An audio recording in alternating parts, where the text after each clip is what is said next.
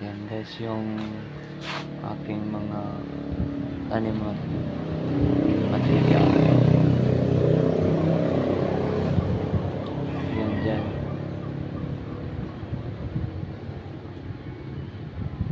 Yan yung aking mga tanim.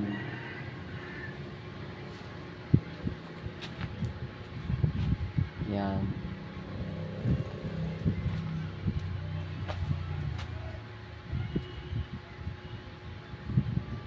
Yan dyan.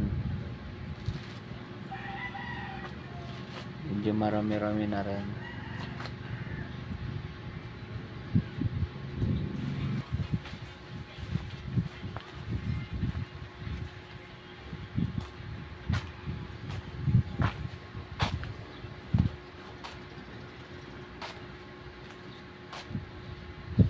Yan.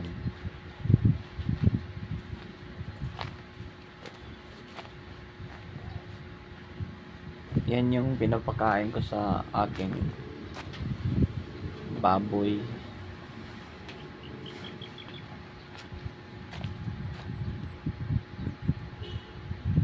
Yan. Yan bagong in-harvest kong naksi dyan eh.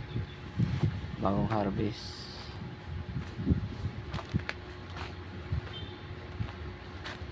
Yan dyan, meron din.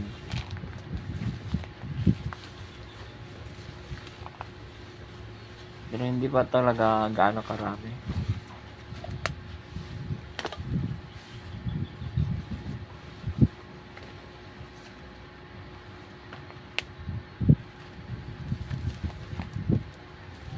Yan. Konti pa lang yan.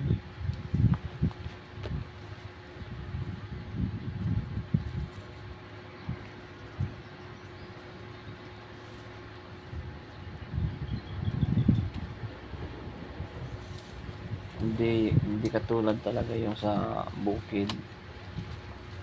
Yung tinanim ko sa bundok, marami na yon.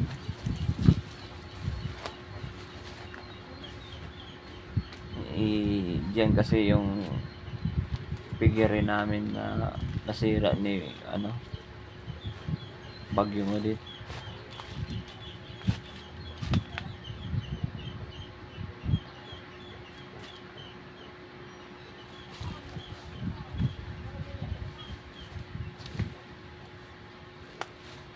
Tanggal lahat yung bubong.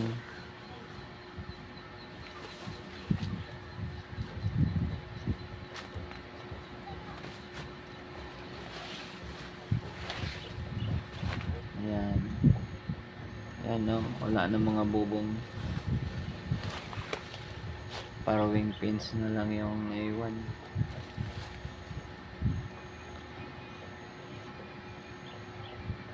Mga parawing pins na lang.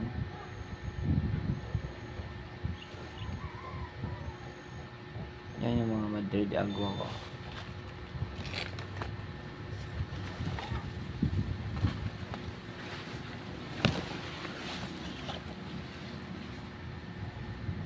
Pero yung sa bundok na itinanim namin, marami na yun.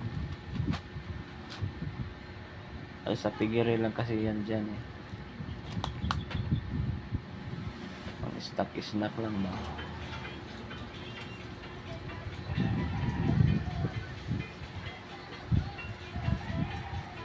Pero kung magpakain talaga ng mga baboy, pupunta kami ng bundok, kuha ng Madrid Agua, saka haluan din ng mga gulay na galing sa palengke. Sako-sako kasi yung gulay sa palengke, nahaluan na lang namin ng Madrid Agua, saka darak na yung sa puno na darak,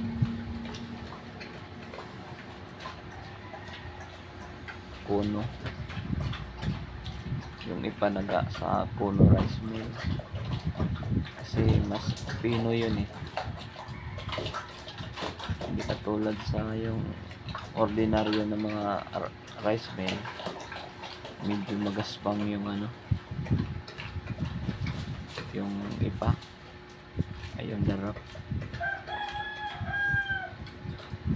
Kung gagamit talaga kayo ng darak, yung sa kuno, darak D1 yun, tinatawag na darak D1. Yun yung panghalo ninyo sa Madrid Agua saka sa gulay na sa palengke. Marami kasing gulay eh. Ang paghalo eh.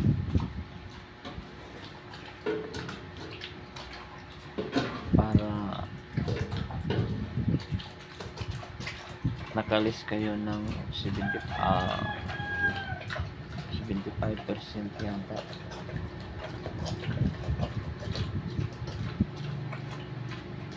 Yun. At least 75%. Yun. Unti lang yung gastos. Gasolina na lang ha. Gastos. Sa pagkuha-kuha ng gulay. Ayun. Siyempre pupunta ka sa kuha ka lang ano. Magmotor ka yun. Gasolina lang talaga at saka yung pagod. Yun lang. Yan, wala naman dyan. Naibinta na namin lahat.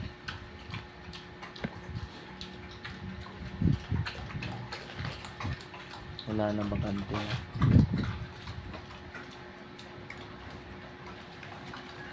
Yung iba ko kasi mga baboy, pinapaalaga ko na lang kasi